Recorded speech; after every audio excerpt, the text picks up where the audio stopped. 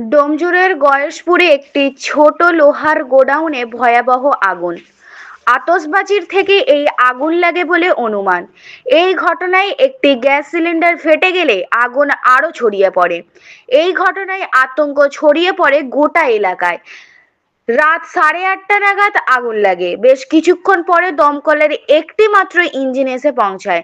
স্থানীয় বাসিন্দারা জল ঢেলে আগুন নিয়ন্ত্রণে আনার চেষ্টা করে। পরে দমকল কর্মীরা গিয়ে আগুন নিয়ন্ত্রণে আনে। ঘটনাস্থলে ছুটে যায় ডোমজুড় থানার পুলিশ। এই মুহূর্তে আগুন নিয়ন্ত্রণে। আপনারা দেখছেন H+ সিটি নিউজ।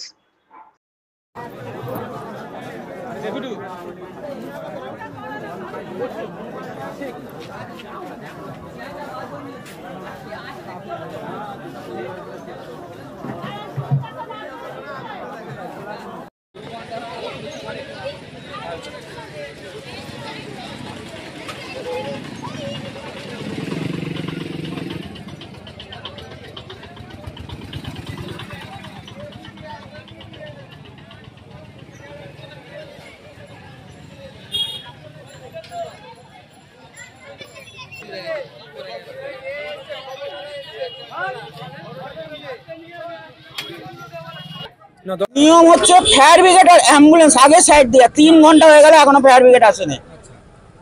এইটাই আমরা চাইছি যে কি হবে। পুলিশওয়ালাকে জিজ্ঞেস করছি, আসছে, খালি আসছে। আগুন লেগেছে 7:30টায়, এখন 10টা বেজে গেছে, এখনো ফায়ার ব্রিগেডের কোনো নাম নেই। সব আমরা গ্রামবাসীরাই নিবেছে। বাজি থেকে না আগুন লেগেছে, না ক্ষয়ক্ষতি কিছু হয়নি, কিন্তু যার আগুন লেগেছে তার অনেক ক্ষয়ক্ষতি হয়েছে, এখনো পর্যন্ত হচ্ছে, কিন্তু এখনো ফায়ার ব্রিগেডের নাম নেই। ফায়ার ব্রিগেড আসুক, কিন্তু 3 ঘন্টা ধরে ফায়ার ব্রিগেড আসছে। এটা যদি কলকাতায় হতো সঙ্গে সঙ্গে ফায়ার ব্রিগেড এসে যেত। এইখানে গ্রামে বলে এখনো আসছে।